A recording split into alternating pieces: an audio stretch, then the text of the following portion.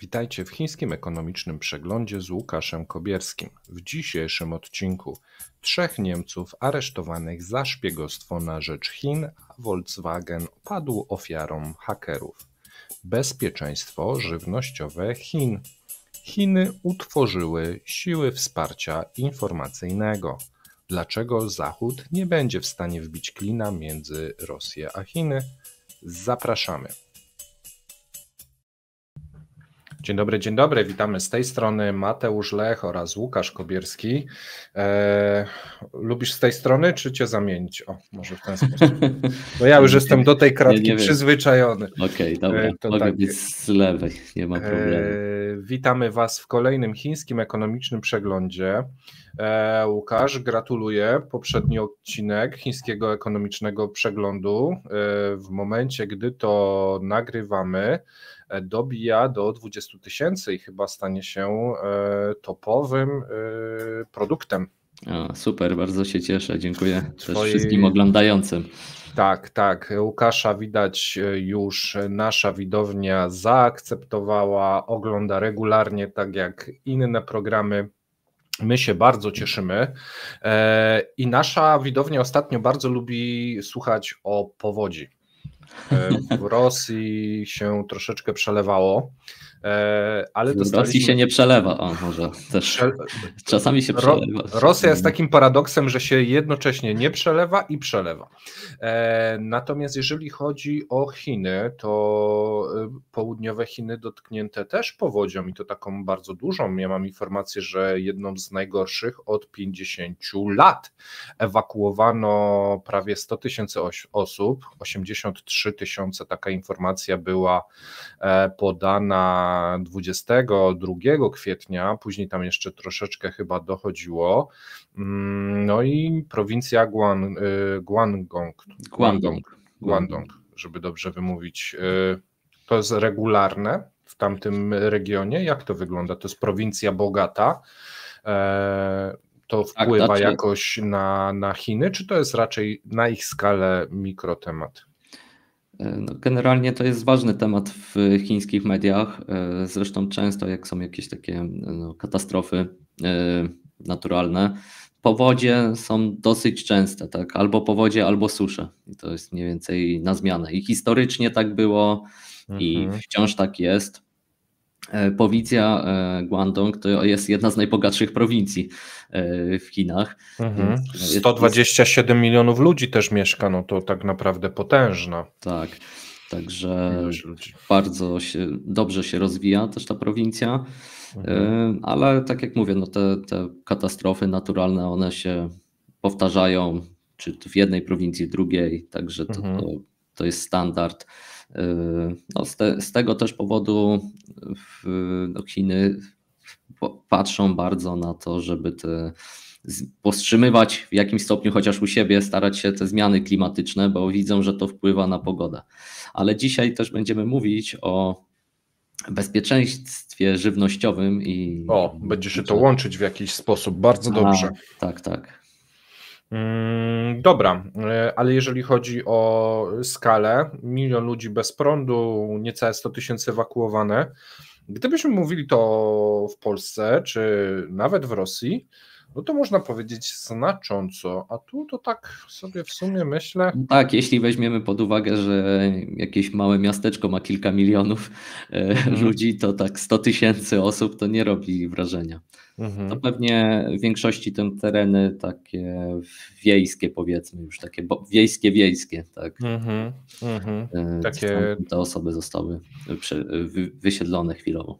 A powiedz mi, miasta, te wielkie miasta, wielomilionowe miasta, ty kojarzysz? One mają budowane jakieś bardzo nowoczesne zabezpieczenia przeciwpowodziowe, jakieś tamy, śluzy, zbiorniki, które gdzieś wyłapują tą wodę. Chińczycy w tej kwestii są bardzo dobrze przygotowani. Powiedzieli, że to się często powtarza, więc wydaje się, że chyba mają duże doświadczenie w radzeniu sobie z takimi jeśli już takie przy miastach rzecznych, tak, ale już nie ma takiej potrzeby, dlatego że postawiono wielkie tamy Przecież jedna z najbardziej znanych temaczek przełomów. No i oni są w stanie regulować te przepływy w pewien sposób, więc w miastach nie masz takiej potrzeby budowania zapór. Okej, czyli wielkie tamy ewentualnie. Dobra. Historycznie to robili inaczej, po prostu były zbiorniki specjalne, gdzie odprowadzano tą wodę dodatkową, które były w większym stopniu. Nie trzeba było też potrzeba jakichś murów przed tą wodą. Okej, dobra, to przejdźmy do tematów, które dziś przygotowałeś i dzisiaj zaczniemy znowu chiński przegląd ekonomiczny od Niemiec. Tak, jakoś tam wyszło. Tak, jakoś wyszło. Ostatnio była wizyta Scholza, a teraz, co ciekawe, właśnie po tej wizycie wyszło w zasadzie trzy afery szpiegowskie. Pierwsza to jest taka, że prokuratura niemiecka poinformowała o zatrzymaniu 3 obywateli Niemiec, którzy są podejrzewani o szpiegostwo na rzecz Chin. I tu zatrzymani to Thomas R. oraz małżeństwo Herwig i Ina F. Zostały te aresztowania przeprowadzone w Düsseldorfie i w Bad Homburg. A to są 2 osobne w ogóle case'y? To nie związane ze sobą? Tak, to są 2 różne case'y. Thomas R. jest oskarżany o przekazywanie chińskim służbom wywiadowczym informacji o innowacyjnych niemieckich technologiach, które mogły być wykorzystane do celów wojskowych, a z kolei Herwig F. i Ina F. byli wspólnikami, prowadzili w Düsseldorfie firmę, która nawiązywała kontakty z naukowcami i zawierali umowy o współpracy z niemieckimi uniwersytetami. I dla jednego z chińskich partnerów miały zostać właśnie przeprowadzone badania obecnego stanu jakichś części, które mogłyby znaleźć zastosowanie na okrętach wojennych. A według niemieckich służb wywiadowczych chiński partner kontaktował się znowu z chińskimi służbami wywiadowczymi, od których Thomas R. otrzymywał różne rozkazy czy zadania. A z kolei te badania niemieckiego uniwersytetu mogły być przydatne dla chińskich sił bojowych na morzach, oceanach, czyli dla marynarki wojennej Chin. Tak twierdzi niemiecka prokuratura federalna. Także oskarżeni zakupili na koszt chińskiego wywiadu specjalny laser z Niemiec i wywieźli go do Chin bez zezwolenia, mimo to, że urządzenie objęte było unijnym rozporządzeniem w sprawie towarów podwójnego zastosowania. No to nie mamy szczegółów, co to za laser, ale jakiś laser, który miał nie wyjechać do Chin, ale wyjechał. Okej. Myślisz, że to jest inaczej, może się orientujesz, w Europie takich ludzi podstawionych przez Chiny, no bo oni są pewnie podstawiani, opłacani, werbowani na wiele różnych sposobów, ta siatka jest mocno rozbudowana? Nie jestem jakimś ekspertem od spraw wywiadu, ale jak rozmawiałem z... Zapytać można. Tak, ale rozmawiając z innymi osobami, które znają się na tym temacie, oni twierdzą, że chiński wywiad, szczególnie ten gospodarczy, jest bardzo dobry i jest bardzo rozbudowany. Więc myślę, że takich osób mają więcej.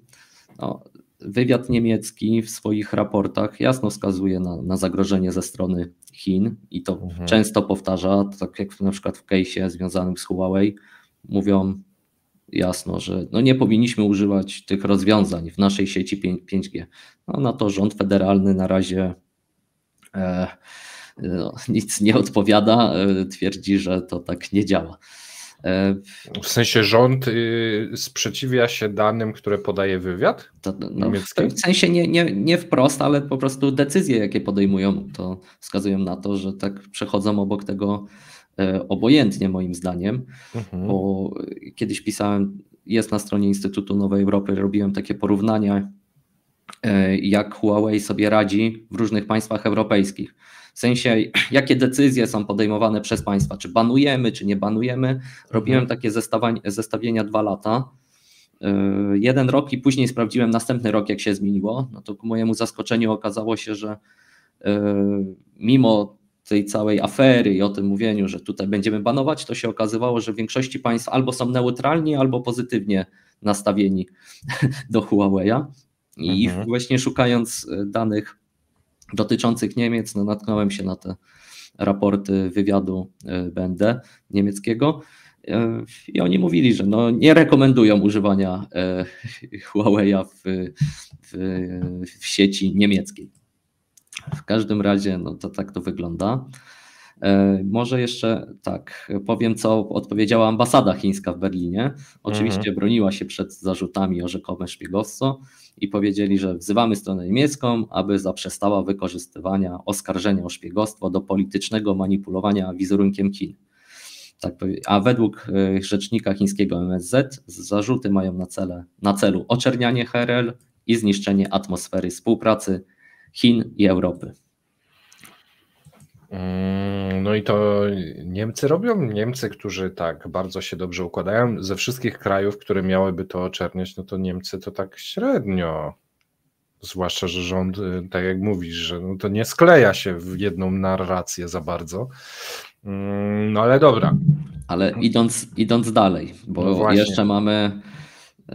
Intensywny tydzień był. Zastanawiam się, która rzecz. No może zanim do Volkswagena przejdziemy, to jeszcze jeden case, bo też tak nagle się pojawił, że w nocy z 22 na 23 kwietnia w Dreźnie aresztowano pod zarzutem szpiegostwa na rzecz HRL pracownika głównego kandydata AfD w wyborach europejskich Maksymiliana Kracha. Nie jest powiedziane, jak się nazywa to był jego jakiś asystent tego pana Kracha. No i według informacji prokuratury federalnej w Karlsruhe oskarżony w styczniu 2024 roku wielokrotnie przekazywał swojemu przełożonemu z chińskiego wywiadu informacje o negocjacjach i decyzjach w Parlamencie Europejskim. Dla służb wywiadowczych szpiegował także przedstawicieli chińskiej opozycji w Niemczech i dalsze dochodzenie przejął Federalny Urząd Kryminalny. Także kolejna afera. I jeszcze jedna. No to tutaj z Volkswagenem i mamy takie informacje. Co ciekawe, one dopiero teraz wyszły na jaw. Ja szukałem, czy to jest jakaś powtórka, ale nie, to teraz ujawniono, że globalny system informatyczny tego koncernu samochodowego od lat jest przedmiotem ataków hakerskich oczywiście, tak, i wynika to jasno z dokumentów wewnętrznych, ale także przeprowadziło śledztwo takie gazety jak Paper Trail Media, Der Spiegel i ZDF.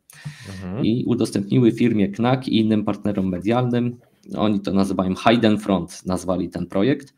I to było dochodzenie dotyczące działalności chińskiego wywiadu w Europie. I według tych informacji w 2015 roku, to już kawał czasu, no ale dopiero teraz natrafiono na ten trop, hakerom, prawdopodobnie chińskim, tak twierdzą, udało się ukraść z grupy Volkswagen aż 19 000 plików, w tym informacje o nowych osiągnięciach technologicznych. Interesowali się m.in. rozwojem silników benzynowych, rozwojem skrzyń biegów, skrzynią biegów z podwójnym sprzęgłem, ale także elektromobilnością i ogniwami paliwowymi. Aha. Tak, tutaj jest podane, że DHD temu dostali instrukcję obsługi, jak wiele rzeczy robić. No pytanie właśnie, czy mieli kompletne te informacje? No na pewno się przydały. Tutaj jest podane, że z 12 dobrze poinformowanych źródeł zaznajomionymi z dokumentacją hakerską, no to wskazywało na to, że to są chińscy hakerzy. No to da się to sprawdzać, po prostu ci eksperci, którzy się na tym znają, po prostu wiedzą, że niektórzy działają w dany sposób, albo jakiś kod piszą w taki sposób. Tak, taki odcisk palca cyfrowy. Mieliśmy odcinek o cyberbezpieczeństwie i tam mieliśmy te informacje, że można namierzyć, to jest Korea Północna, czy to Chińczycy, czy to Rosjanie, czy to zupełnie jakiś inny kraj. Tak jest. Ponoć Korea Północna, Chiny bardzo aktywne, jeżeli chodzi o ten przemysł hakerski. Tak, z Koreą Północną to jak przypomnicie mi w komentarzu, to wrzucę wam nie link, tylko, bo linki często kasuję tam w komentarzach YouTube, ale po prostu nazwę wykładu. Kiedyś wysyłałem mojemu znajomemu, który się zajmuje zawodowo cyberbezpieczeństwem i mówił, że bardzo ciekawy był ten wykład. Właśnie jak Koreańczycy w północy szkolą swoich ludzi i do jakich celów ich wykorzystują. Także z Korei Północnej to są jedni z najlepszych cyberszpiegów, powiedzmy, na świecie. Ty zaproś tego kolegę, żeby nam to opowiedział, a nie będziesz wklejał jakieś linki do wykładów. No co ty? Chyba tak trzeba zrobić. Tak. No, dokładnie.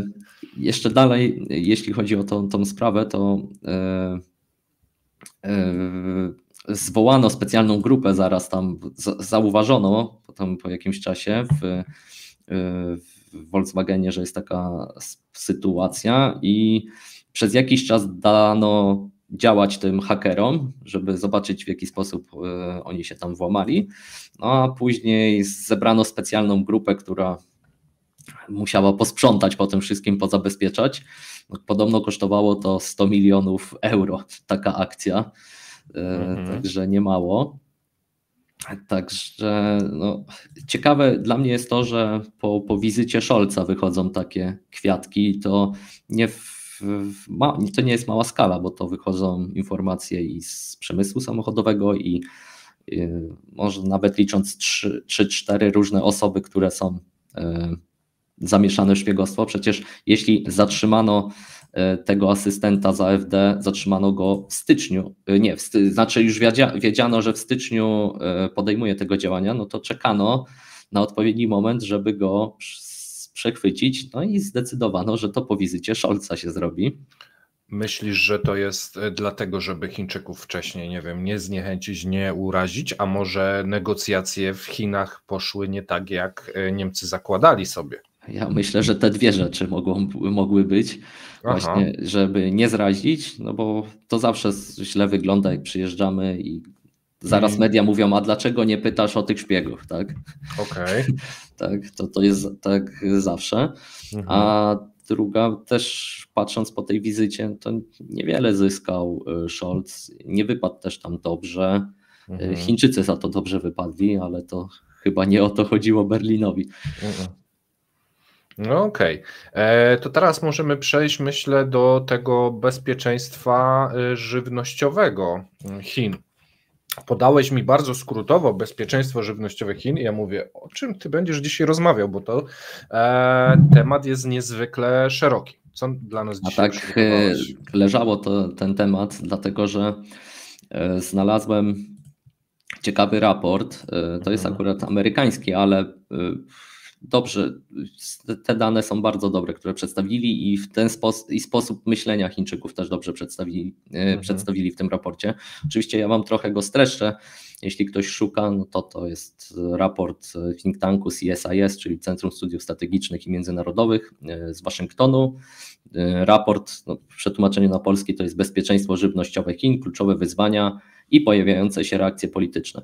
Ja trochę będę o nim mówił, trochę będę komentował. Też jeszcze, Mateusz, zachęcam do... A ja trochę będę pytał. Ty też będziesz trochę pytał. Dobrze. I pierwsze zdanie z tego raportu ze wstępu to jest takie. Wyżywienie ogromnej populacji Chin jest dla Pekinu kwestią priorytetową, biorąc pod uwagę historyczne konsekwencje głodu i kryzysów żywnościowych dla stabilizacji społecznej i reżimu. Jednak zadanie jest ogromne. Chiny muszą wyżywić prawie 20% światowej populacji, ale znajduje się na nich niecałe 10% światowych gruntów ornych i tylko 6% światowych zasobów wodnych. No i zgadza się, właśnie to jest też problem dla Chin. To jest ciekawe bardzo, bo 20% populacji, a tylko dostęp do 6% wody pitnej. To no, tak. Od razu się pojawia lampka, tu są wyzwania. Tak.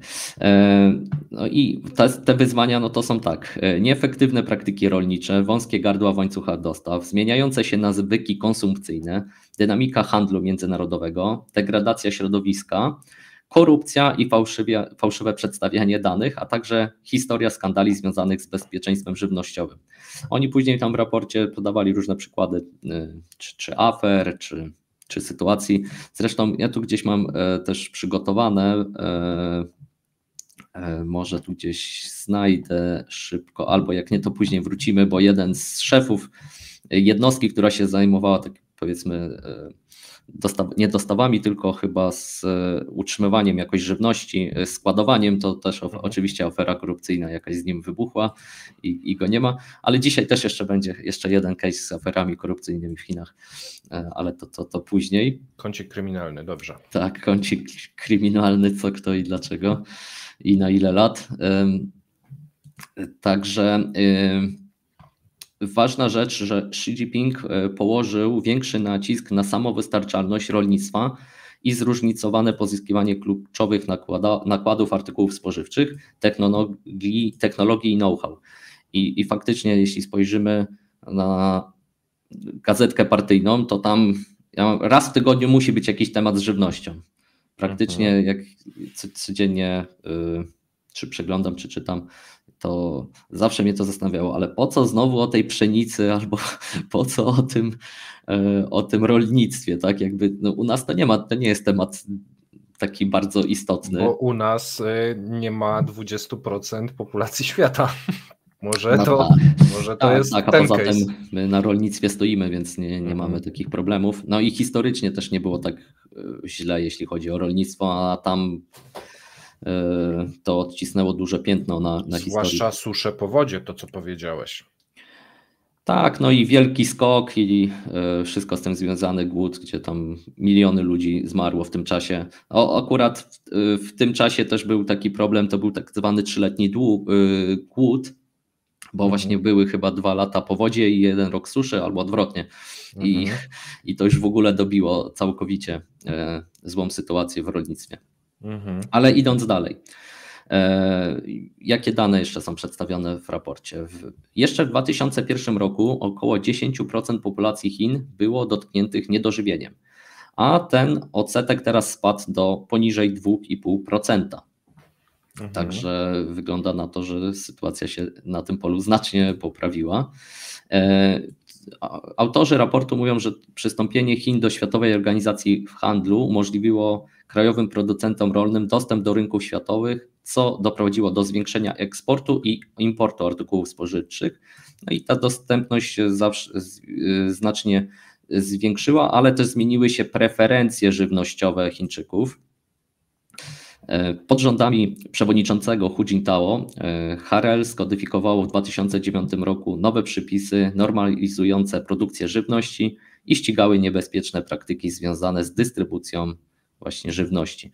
No, to tak jak mówię, były różne afery z tym związane, że coś tam dosypali, coś w składzie było nie tak i tam najbardziej znana była afera związana chyba z proszkiem, z mlekiem w proszku dla dzieci i zginęło kilka tych dzieci, ale tysiące miały jakieś powikłania z tym związane.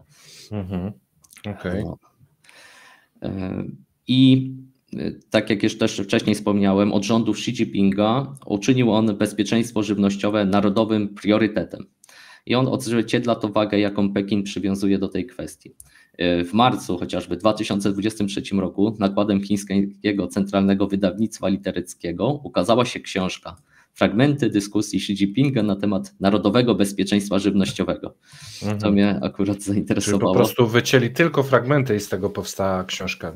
Tyle o tym mówił. Okay. Tak, to mnie zastanawia, czy jest jakiś inny polityk, na przykład europejski, który też by była książka na temat bezpieczeństwa żywnościowego w danym kraju.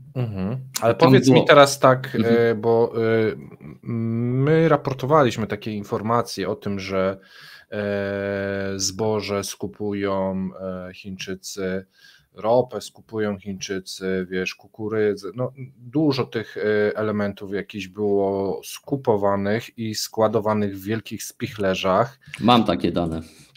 Oni to robią po co?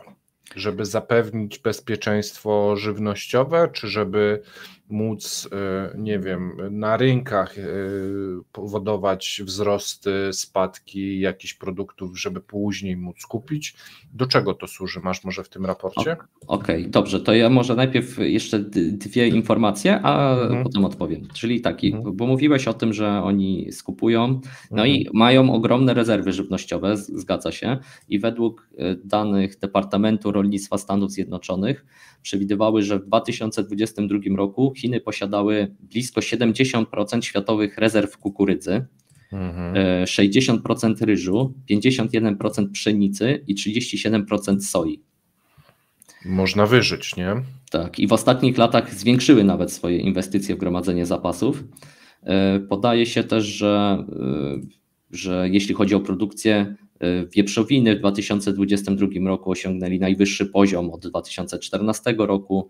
Zakupili też rekordową liczbę nasion soi w poprzednim roku.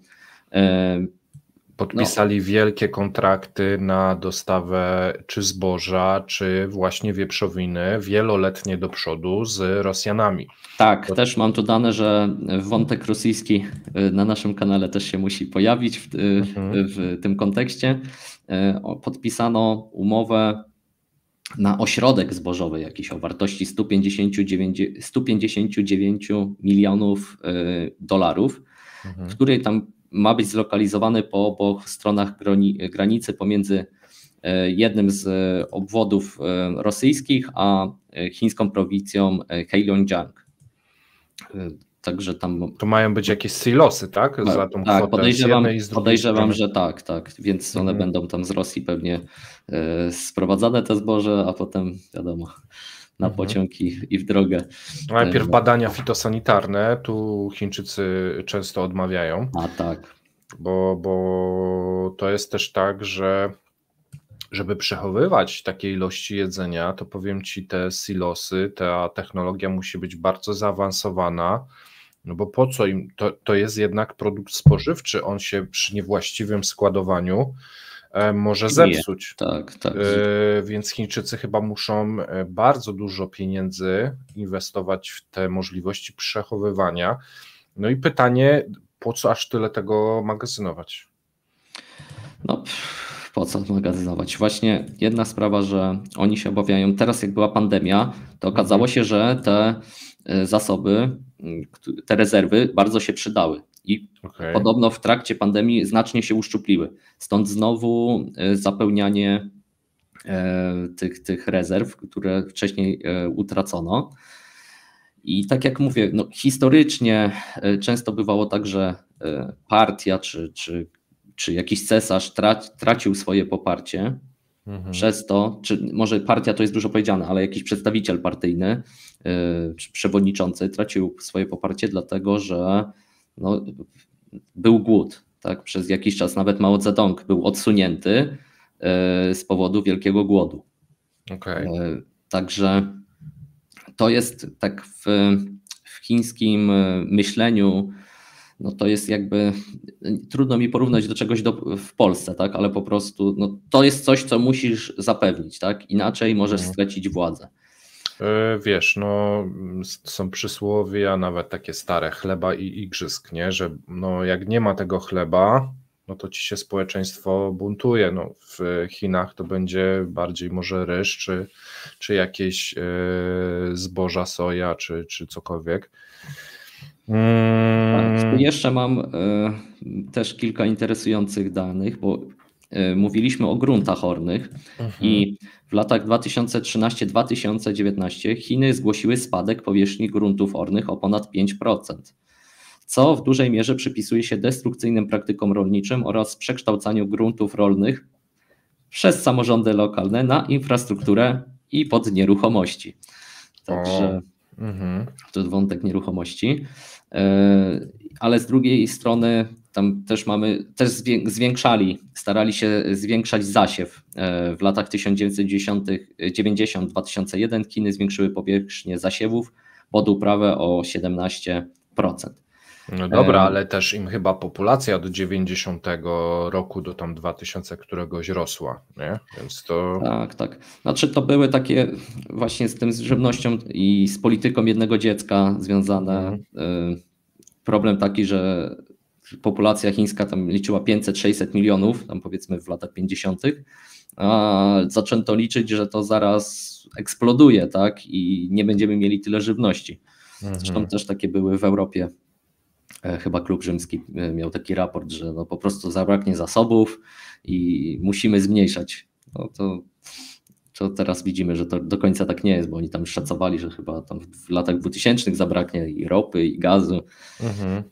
Nie bierze się pod jednego w takich raportach zasobu pod uwagę, czyli umysłu człowieka i tego, że my jesteśmy w stanie wymyśleć różne rzeczy albo zastąpić. Mówiliśmy o tych aferach korupcyjnych, no to w 2022 Zhang Wufeng, najwyższy urzędnik Krajowej Administracji Żywności i Rezerw Strategicznych, no, został skazany za korupcję. No, podobno też się często mówi, że te dane są fałszowane, które przychodzą do góry. To jest i historycznie też tak było, tak, że no, mamy znowu rekord, tak, rekord zboża, rekord w innych tam zbiorach i tak dalej. To zaraz. To mam do Ciebie pytanie. Mówimy o tych zwiększających się zapasach. Mówisz tam 60% jednego globalnego, 50% drugiego. A nie jest tak, że to jest kumulacja kłamstw rok do roku, że ktoś to wylicza. No, teoretycznie Chińczycy nie mogliby tyle przejeść, no to musiało im zostać troszeczkę. No i oni mówią tak, zostało nam troszeczkę i tu sobie zbudowaliśmy spichlerz i tam to trzymamy i im to tak rośnie, a to są po prostu nawarstwiające się kłamstwa? Czy to może być przynajmniej w jakiejś części taki efekt? Może być częściowo, ale jakby i tak patrząc na rozwój rolnictwa i jak ważne jest to dla obecnej władzy, no to jednak ten rozwój ma miejsce. Nie powiedziałbym, że to jest zakłamane jak w czasach komunistycznych, znaczy twardych komunistycznych czasów.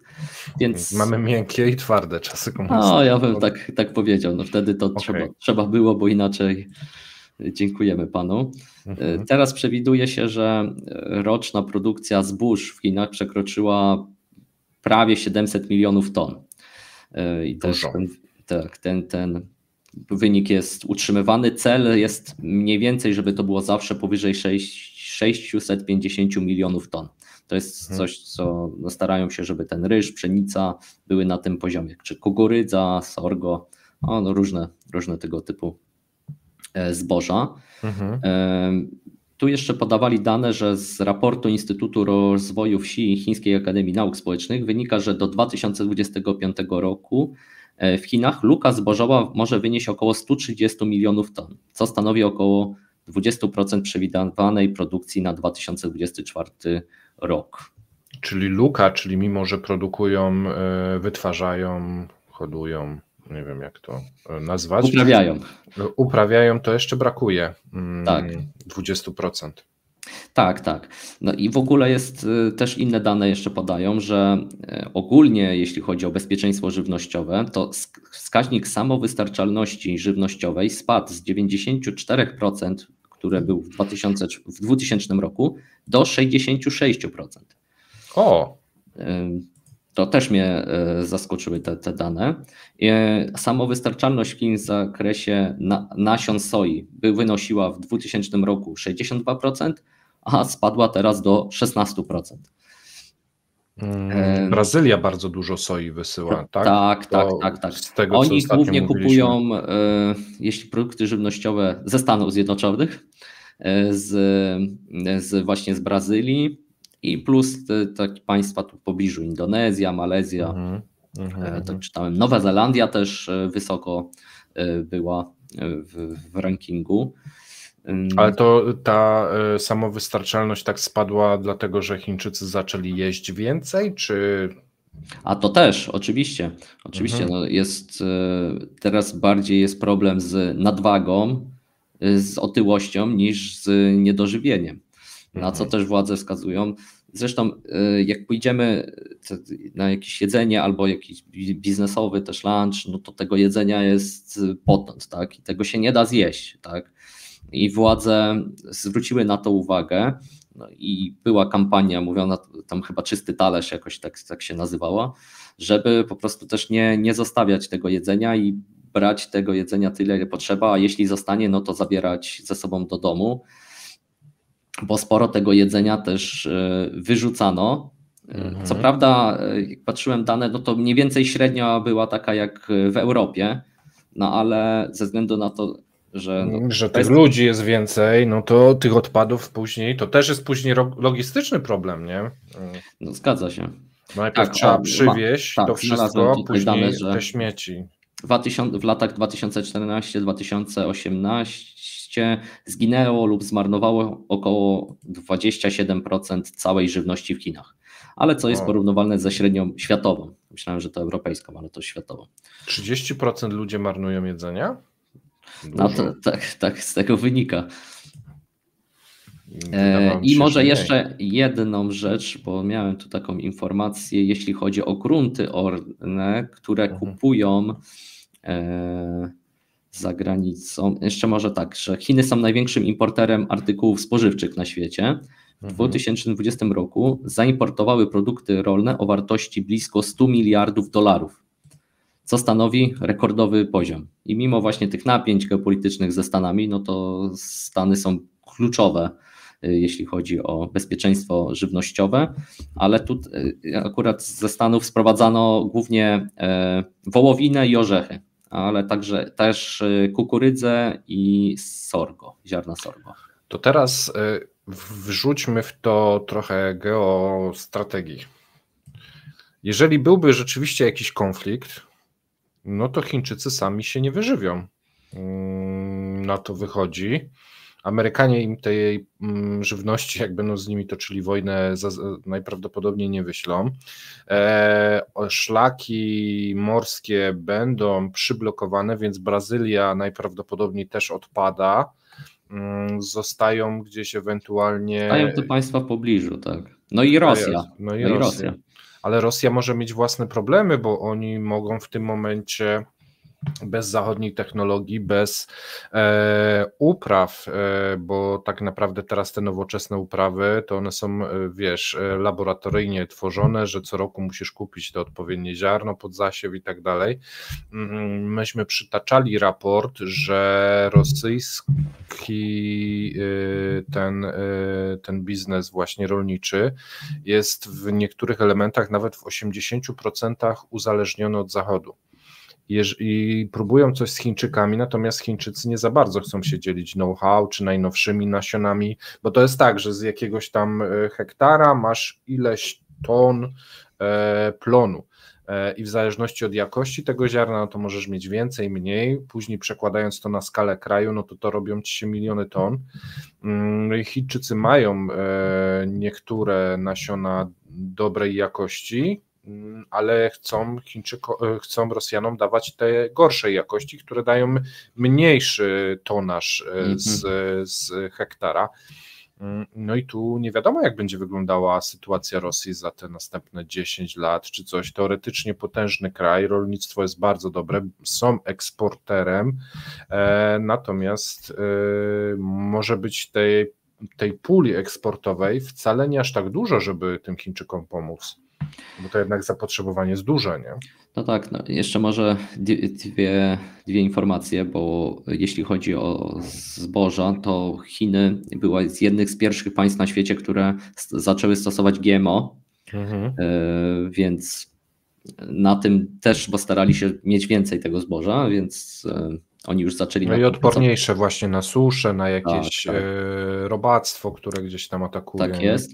A druga rzecz, która mi się też przypomniała, ze względu na to, że produkcja i rolnictwo jest dosyć drogie w Chinach w porównaniu na przykład nawet do Stanów Zjednoczonych, co mnie zdziwiło, bo w raporcie było pokazane dane, że 3 razy jest tańsze w Stanach Zjednoczonych. Tak. Robotyzacja, myślisz, technologia wykorzystywana w rolnictwie, że w Chinach jednak ci rolnicy są biedni? Właśnie jak to wygląda? Bo w Rosji mamy wielkie połacie terenu w rękach oligarchów, w rękach firm takich rolniczych, wielkich konglomeratów. Czy Chiny też stawiają na takie wielkie przedsiębiorstwa, czy to jest tysiące małych rolników, którzy oddają to do skupu później?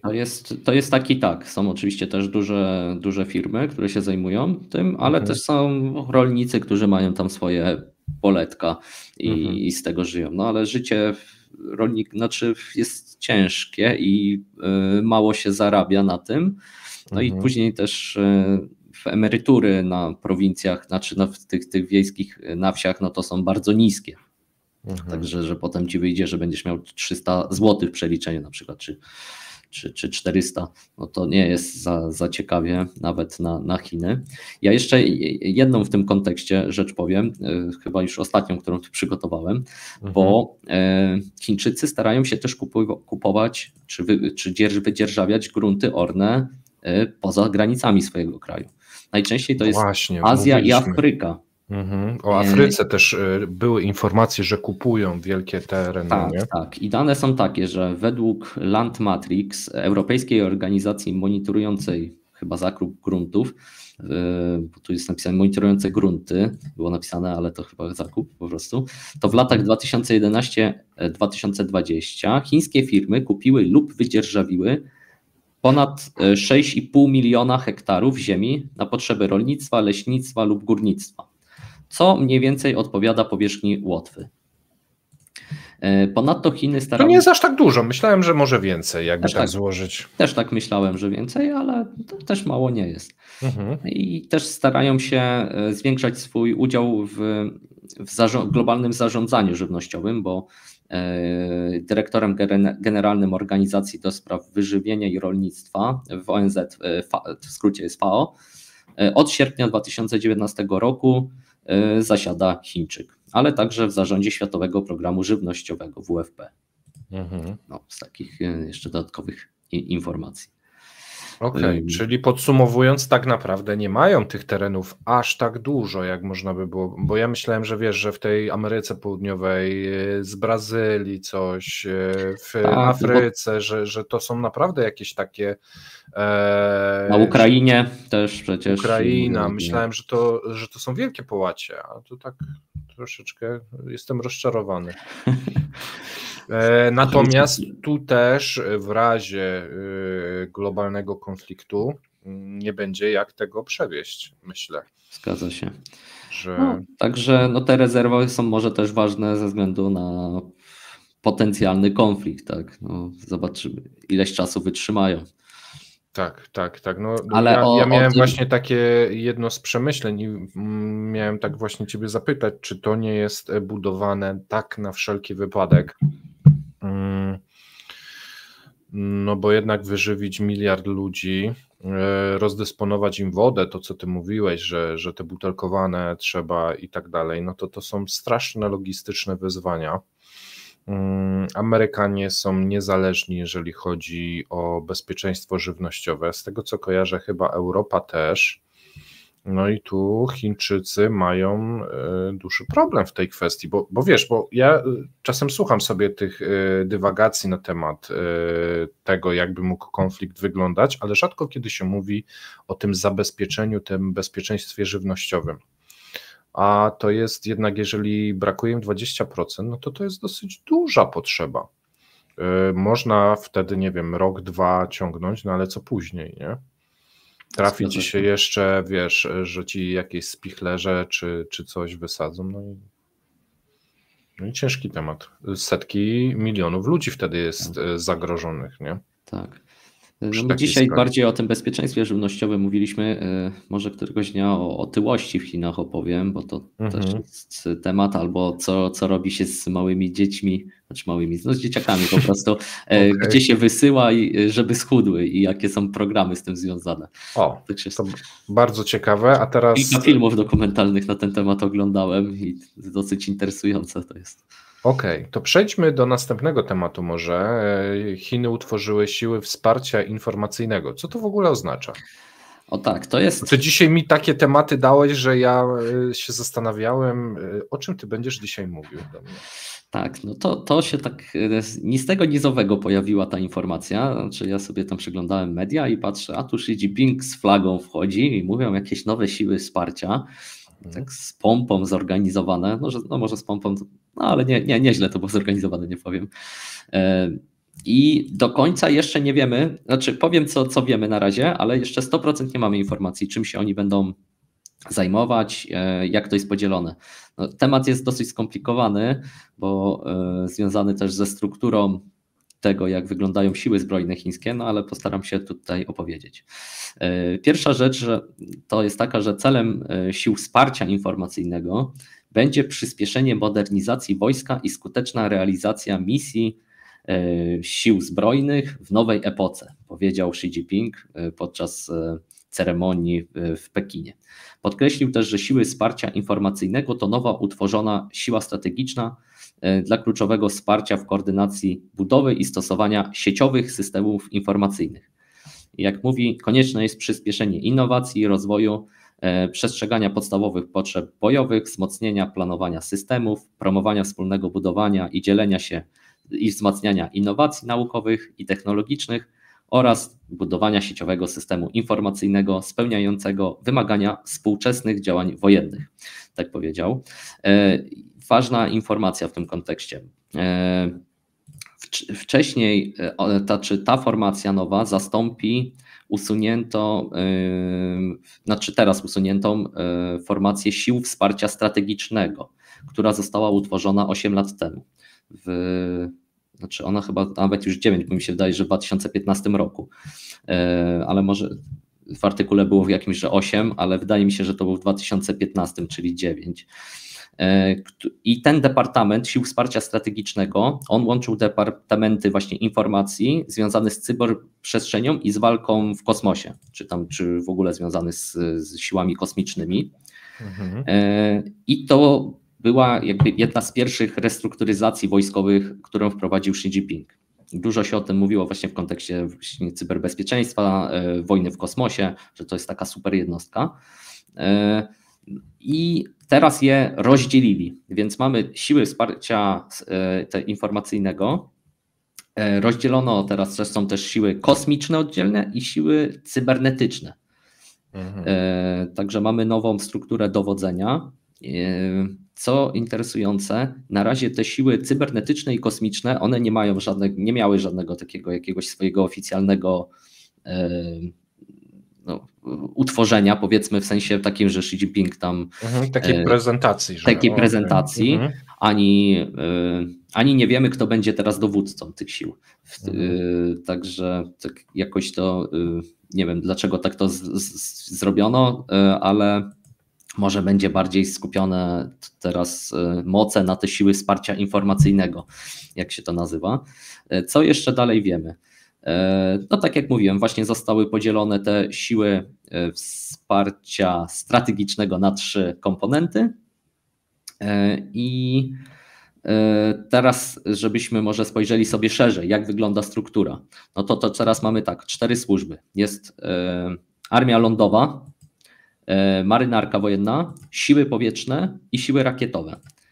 A dodatkowo są te 4 gałęzie, czyli siły wsparcia informacyjnego, siły cybernetyczne, siły tam kosmiczne, nazwijmy to, one się nazywają Aerospace, tam tłumaczą z angielskiego, i połączone siły wsparcia logistycznego.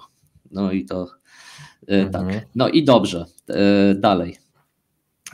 Co twierdzą eksperci, dlaczego doszło do tej restrukturyzacji i tych zmian? Mówi się, że rozwiązano tę strukturę z powodu że tego słabego działania, chociażby wskazywano na to zeszłoroczny incydent, podczas którego Stany Zjednoczone zestrzeliły chiński balon obserwacyjny. Twierdzi się, że no to te siły za to odpowiadały, że ten balon został wykryty, no i później to były duże konsekwencje z tym związane, polityczne. No i tak wątek kryminalny, który Mateusz lubisz, no oczywiście związany z tym, że no prawdopodobnie tam któryś z generałów ma jakąś sprawę korupcyjną. Na to by wskazywało, tu chodzi o generała Yu Ganshenga, który był dowódcą sił wsparcia strategicznego, właśnie które są teraz rozwiązane. No to nie wiemy, co z nim jest, nie był na tym spotkaniu. Szefem tych nowych sił wsparcia informacyjnego jest jego zastępca. Także mówi się, że tam krążą pogłoski, że był zamieszany w oszustwa związane z zamówieniami wojskowymi. Także 8-9 lat to już można się urządzić, wiesz, można się poczuć pewnie i zacząć działać. Tak, tak. Także jeszcze dodatkowo nie jest jasne wciąż, czy te nowe siły będą też rozwijały zdolności związane ze zdolnościami kinetycznymi, czy też antysatelitarnymi. To dopiero się okaże, czy to będzie pod siłami rakietowymi, czy pod tymi siłami wsparcia informacyjnego, jak to nazwali. Ale generalnie jak ja bym miał powiedzieć, czym te służby się będą miały, ta służba będzie się miała zajmować, no to jakoś połączenie właśnie tych sieci informatycznych, żeby był przepływ dobry pomiędzy wszystkimi różnymi jednostkami tak, w potencjalnej wojnie.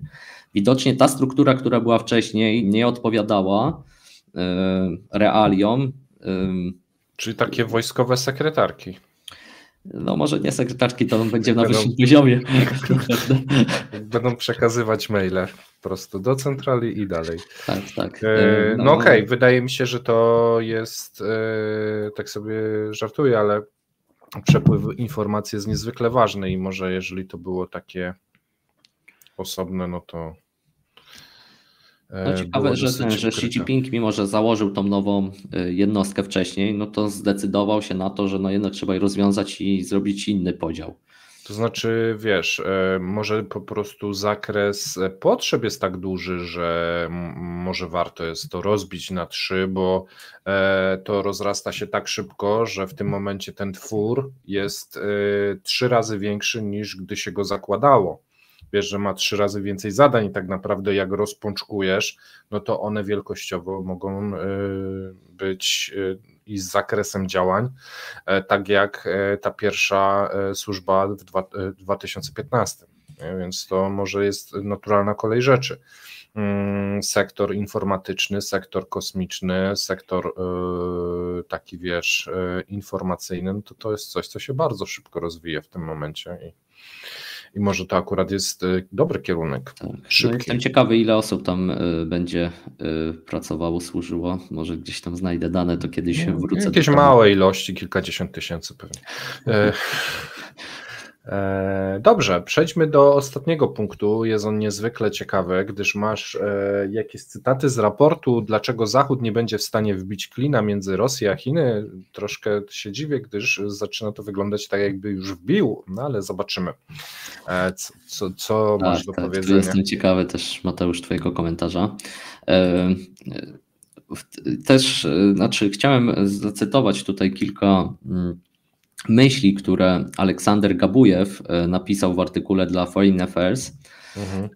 To jest jeden z najlepszych ekspertów od relacji chińsko-rosyjskich i ma dosyć ciekawe tam tezy, więc pomyślałem, że... Kiedy jest ten raport?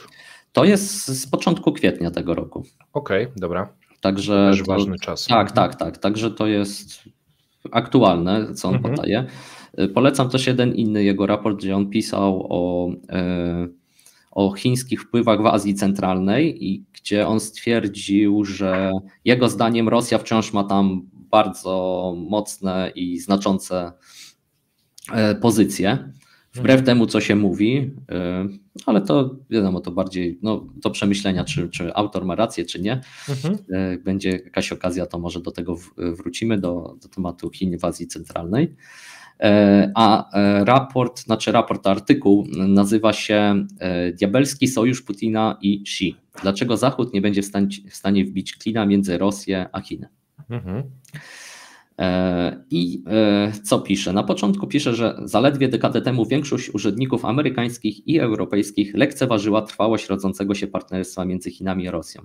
W stolicach zachodnich panowało przekonanie, że ostentacyjna poprawa stosunków Kremla z Chinami od 2014 roku jest skazana na niepowodzenie. I pomiędzy tymi euroazjatyckimi gigantami zawsze będzie istniała nierównowaga sił na korzyść Chin, dodatkowo pogłębiana przez zaległą nieufność związaną z historycznymi sporami, a także dystans kulturowy oddzielający społeczeństwa i elity obu państw. I mimo to sceptycyzm nie uwzględnia ważnej i ponurej rzeczywistości, pisze autor. Chiny i Rosja są obecnie bardziej niż kiedykolwiek od lat 50. XX wieku połączone wspólnymi celami. I dalej on opisuje, że te relacje są pragmatyczne po prostu. Obie strony chciały aby konflikty pomiędzy nimi przeszły do przeszłości i od 2006 roku ich 4200-kilometrowa granica została w końcu w pełni wyznaczona. Chociaż to ostatnio... już wyspa jakaś tam była i troszkę się granica przesunęła. Coś tam się Chińczykom kreska się tak ujechała ręka. No. Tak, ja będę tu już może komentował, jak coś mi przyjdzie właśnie też, bo ja też miałem takie, ale tu tak to nie do końca. Tak. Tutaj ustalili, ale tam granica właśnie w najnowszej mapie się zmieniła. Chiński MSZ tam nic się nie odzywał, ale tam w internecie wrzało rosyjskim, jak nam mogą tam zabierać. Również dalej pisze autor, komplementarność gospodarcza pchnęła ich ku sobie. Rosja miała obfitość zasobów naturalnych, ale potrzebowała technologii i pieniędzy, podczas gdy Chiny potrzebowały zasobów naturalnych i miały nadwyżki pieniędzy oraz technologię do zaoferowania. Stop. I teraz Rosjanie dostali tą technologię od Chin? No właśnie, też tak pomyślałem. Ja nie widzę. Tak, też tak pomyślałem, że autor trochę tutaj w pewnych miejscach tam przesadza z tym, że mają, ale czy dali, tak? Tak, właśnie nie dali i nie zamierzają dać. To jest. Tak. A jeśli już, to na takim podstawowym poziomie, tak, żeby nawet dzisiaj o ziarnie mówiliśmy, że te najlepsze technologicznie to nie. No dobrze, lecimy dalej. Tak. Tu autor twierdzi, że jeszcze Rosjanie mieli nadzieję może na współpracę ze Stanami Zjednoczonymi, ale po wydarzeniach w Krymie w 2014 roku, po aneksji Krymu, to już Rosjanie zwrócili się na wschód, aby zniwelować skutki zachodnich sankcji gospodarczych i odpornić gospodarkę rosyjską od zachodniej presji. To wciąż się to nie proces udaje. Jest w trakcie, dobrze. Tak. Uodparniania. Tak. Słuchajcie, jeżeli nie widzieliście, w czwartek zrobiliśmy prawie 2-godzinny komentarz na temat opracowania rosyjskich ekonomistów, specjalnie raport zrobiony dla Kremla, gospodarka rosyjska do 2035 roku. Jakie wyzwania, co trzeba zrobić, jakie trzeba wdrożyć tematy. Trzeba obejrzeć. Polecam, tak, to jest odpowiedź na tą część. Dobrze, autor dalej pisze, że rosyjski przemysł zbrojeniowy przetrwał chude lata 90. głównie dzięki sprzedaży broni Chinom. Zwiększył eksport bardziej wyrafinowanej broni do swojego południowego sąsiada, takich jak pociski ziemia-powietrza S-400 i myśliwce Su-35, a także zainwestował w rozbudowę rurociągów, kolei, portów i mostów granicznych. No i tu mam taki właśnie też do autora, też mam takie pierwsza rzecz, że dobra, najpierw rzecz związana z uzbrojeniem. No faktycznie Chińczycy byli jednym z głównych biorców uzbrojenia rosyjskiego. Teraz to się znacznie zmienia i o tym też chcę kiedyś zrobić jakiś tam temat nasz przewodni. Ile się to teraz sprzedaje? No bo Chińczycy się nauczyli robić większość rzeczy, oprócz silników, no jeszcze z silnikami mają problem do tych myśliwców, no ale resztę są jakoś w stanie sobie już prawie, no i może tych S-400 też jeszcze nie potrafią na tym poziomie, no ale myślę, że to kwestia czasu. Ale teraz S-400 raczej Rosjanie im są potrzebne u siebie, więc też produkcja może średnio iść i sprzedaż. Tak. No dobra, jeżeli chodzi o pociągi, tak, to też... To jest przesadzone przez autora zdecydowanie. Tak, Chińczycy nie chcą inwestować w rosyjską kolej, woleli zainwestować w nitkę biegnącą przez Kazachstan, z tego co pamiętam. Jeżeli chodzi o rurociągi, no to jest Siła Syberii 2. No chyba w marzeniach niż... Tak, właśnie w marzeniach Siła Syberii 1 nie jest jeszcze na pełnej mocy. Chińczycy nie chcą płacić za Siłę Syberii 2, Rosjanie bardzo ją pchają do przodu, natomiast tego raczej nie będzie. I to jest gazociąg, jeżeli chodzi o ropociągi, to też nie ma za bardzo. No więc 3-4 razy pudło w jednym zdaniu. Tak, no i jeszcze jeśli aczkolwiek chodzi o... port tam na Dalekim Wschodzie się troszeczkę tak? rozbudowuje. Nie, tak. Chyba jeszcze jeden, jakiś też się rozbudowuje coś, no ale to są nie tak znaczące kwestie w tym momencie. Tak, jeśli chodzi o most, to może dodam, bo otworzono jeden z pierwszych mostów most drogowy pomiędzy Chinami i Rosją, tam nad Amurem, między miastem Heihe, przepraszam, chińskim, a już nie pamiętam, chyba rosyjskim Błagowieszczeńskie, jakoś tak. Ale on był otwarty, otworzyli go i pandemia była i zamknęli 2 lata, nie był czynny, a w ogóle budowali go, nie wiem, kilkanaście lat, tam w ogóle nie mogli go skończyć, tak go budowali, żeby go nie zrobić, ale w końcu go zrobili. No to jest też ciekawa historia tego mostu. Także idziemy dalej, co pisze autor, bo pomimo, że my go krytykujemy, ja myślę, że ma też dużo ciekawych przemyśleń, bo ja mówię, polecam ten artykuł, a teraz my go krytykujemy co któreś zdanie, ale myślę, że warto jeszcze przytoczyć kilka informacji.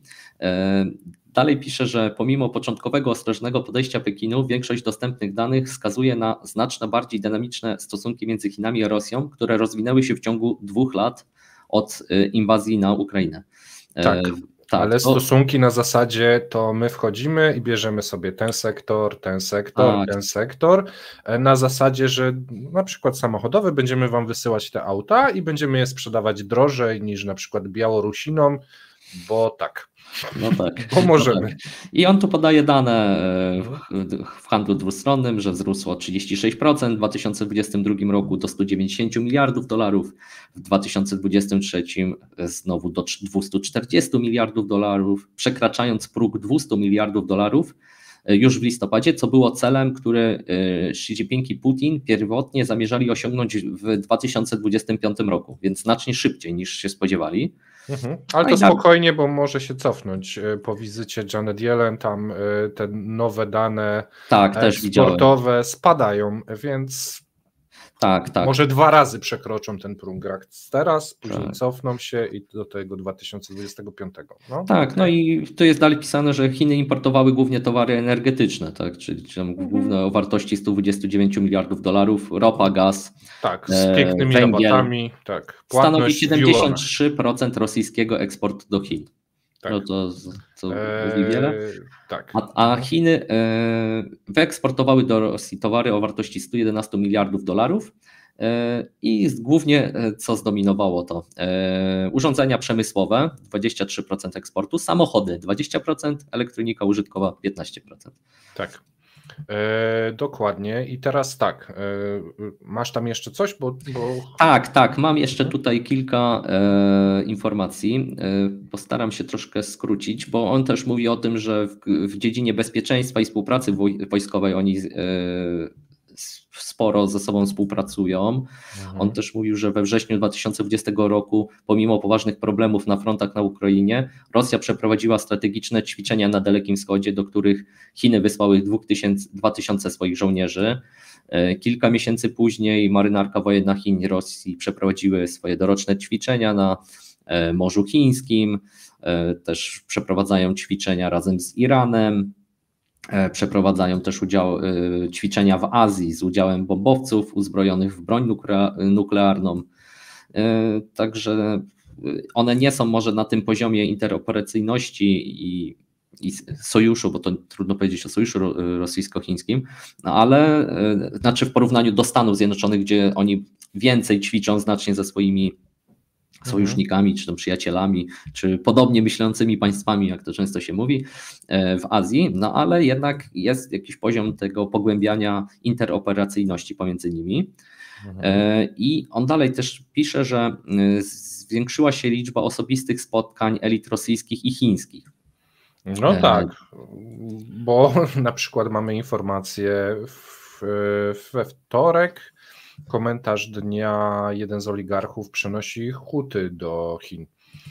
Więc no tak, no nie wbija się klina ogólnie rzecz biorąc, no bo ta współpraca gospodarcza się coraz bardziej będzie zacieśniać, natomiast to nie jest współpraca na zasadzie partner z partnerem, tylko tu mamy skok na państwowość, można powiedzieć, rosyjską, bo wszelkie pojedyncze elementy gospodarki rosyjskiej wpadają w ręce chińskie. No i pod tym względem no to tu nie ma co wbijać klina, po prostu ta relacja jest inna chyba niż ten pan napisał w raporcie. Chyba tego nie dostrzega, że to bardziej jest taka poddańcza. Znaczy on dalej to pisze właśnie, że po prostu Rosjanie to już muszą zaakceptować i akceptują, że nawet i elity, że już widzą, że no nie, trudno będzie im robić na Zachodzie, więc no, to już przyszłość bardziej swoją i swojego potomstwa to planują w Chinach. Tak. Więc coraz więcej studentów rosyjskich jest w Chinach, tam kilkanaście tysięcy, nie wiem, chyba 12 czy 16 tysięcy studentów rosyjskich jest w Chinach. Więc to się zmienia, no i też ludność rosyjska według danych no pozytywnie postrzega Chiny, tak? Według danych Centrum Lewady to 85% Rosjan postrzega pozytywnie, 6% negatywnie. No ale to wiadomo, to jeśli z takimi danymi, no to różnie może być. Żeby nie przedłużać, ja może powiem jeszcze jedną rzecz, to mi się wydawało bardzo interesujące. I autor pisze tak, że Putin lubi racjonalizować swoje brzemienne w skutkach decyzje, odwołując się do historycznych analogii. I ta historyczna analogia, nie wiem, czy może kiedyś padła, ale ja jej wcześniej nie znałem. I pod koniec ubiegłego roku nawiązał Putin do postaci XIII-wiecznego księcia Aleksandra Newskiego, który władał wieloma księstwami na terenie dzisiejszej Rosji, Białorusi i Ukrainy, będąc jednocześnie wasalem Imperium Mongolskiego, które w tamtym czasie ironią losu obejmowało również Chiny. To już tak nawiązał, że on może być wasalem, który... No i dalej pisze, Newski sławił się w rosyjskiej historii jako wódz, który odparł kilka ataków z zachodu, szczególnie jego zwycięstwo z 1242 roku nad zakonem kawalerów mieczowych, którzy usiłowali szerzyć katolicyzm tam na tych regionach wschodnich, gdzie było prawosławie. I Putin widzi siebie jako następcę Newskiego, rzucając wyzwanie Zachodowi, nawet jeśli musi ustąpić Wschodowi.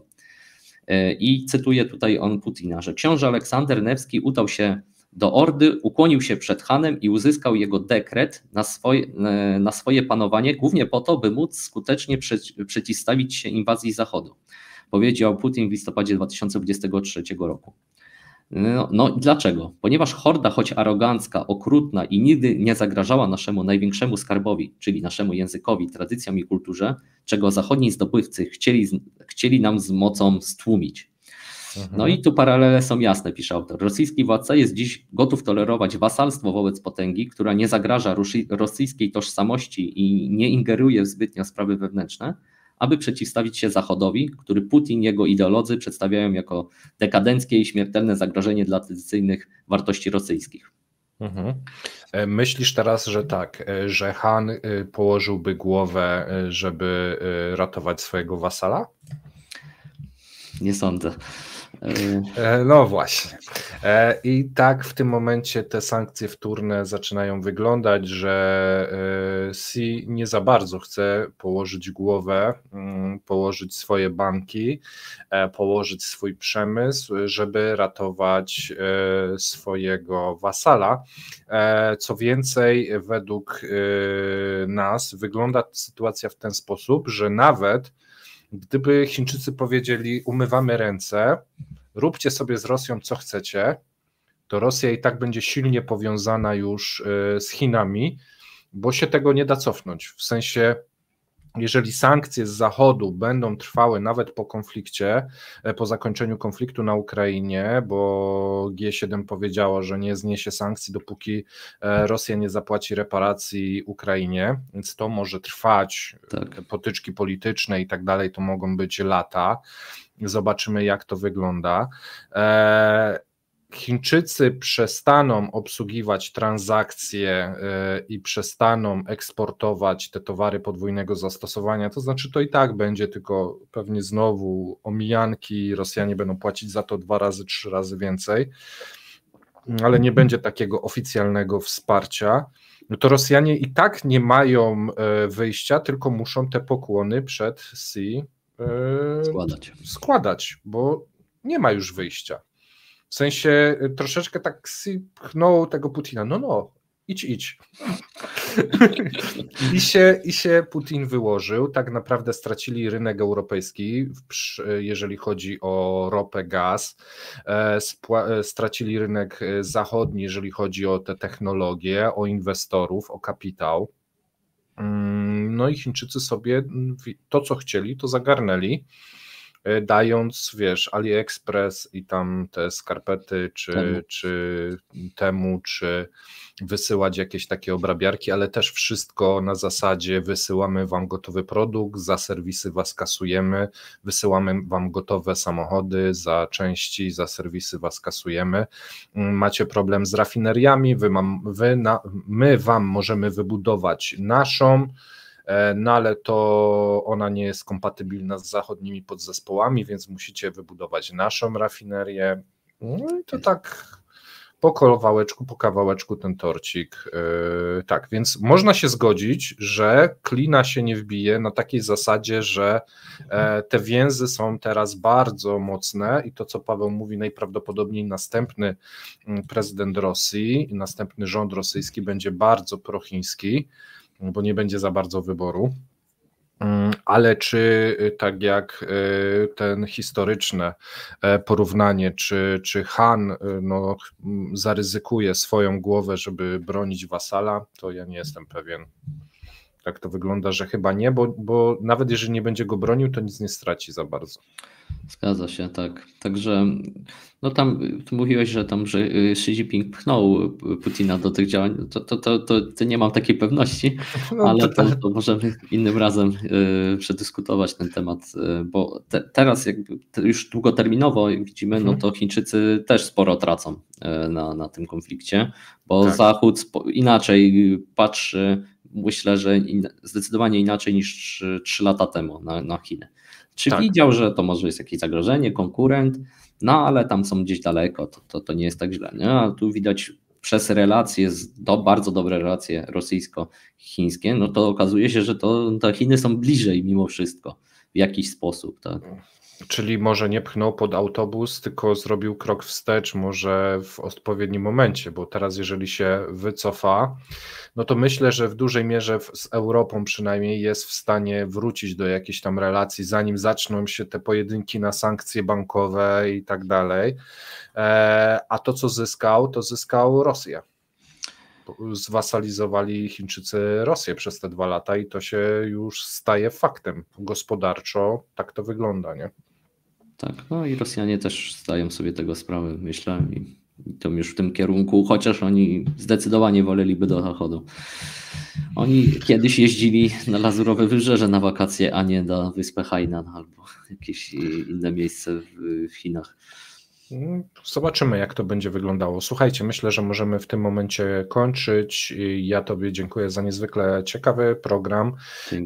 Pamiętajcie, jeżeli macie jakieś komentarze, napiszcie je pod spodem, pytania do Łukasza oczywiście też, a my widzimy się już za tydzień z Łukaszem. Tak jest. Dzięki jeszcze raz też za obejrzenie. Zachęcam do komentowania, łapki w górę i tak dalej. I pamiętajcie, na Patronite jest specjalna zakładka, żeby wspierać CEP Chiny i Łukasza, bo oczywiście się tym dzielimy.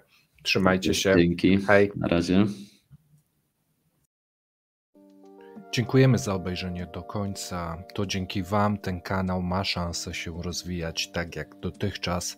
Pamiętajcie, lajki, subskrypcje, komentarze pomagają nam rosnąć. Jeszcze raz dzięki. Do zobaczenia.